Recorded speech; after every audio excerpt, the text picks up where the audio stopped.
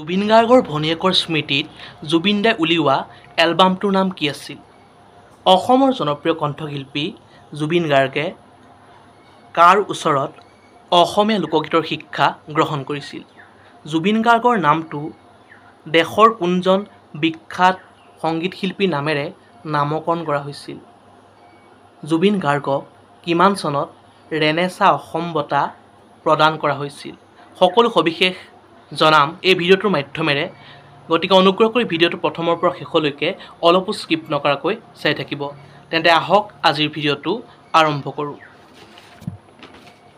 জুবিন গাৰ্গৰ ভনীয়েকৰ স্মৃতিত জুবিন দাই শুভমুক্তি দিয়া এলবামটো হ'ল শিশু। জুবিন গাৰ্গে অসমীয়া লোকসংগীতৰ শিক্ষা গ্ৰহণ কৰা গুৰুজনৰ নাম হ'ল ৰমনী ৰায়।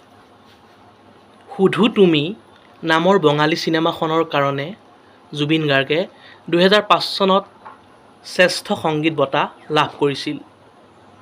জুবিন গাৰ্গৰ নামটো দেশৰ বিখ্যাত সংগীত শিল্পী জুবিন মেহতাৰ নামেৰে নামাকৰণ কৰা হৈছিল।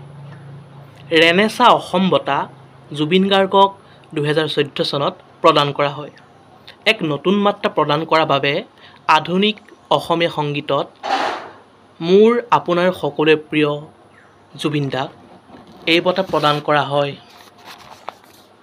জুবিন গাৰ্গৰ পিতৃৰ নাম হ'ল মোহিনী মোহন বৰঠাকুৰ, মাতৃৰ নাম ইলী বৰঠাকুৰ আৰু ভগ্নীৰ নাম ক্ৰমে জংকী বৰঠাকুৰ, পামী বৰঠাকুৰ।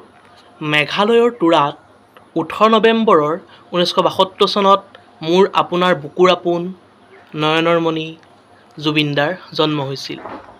আজিলৈ আছিল ভিডিঅ'টো ইমানেই। অন্য এটা নতুন ভিডিঅ' লগ পোৱাৰ প্ৰতিশ্ৰুতিৰে আজিলৈ বিদায় মাগিছোঁ। জুবিন গাৰ্গৰ এই বিশেষ ভিডিঅ'টোত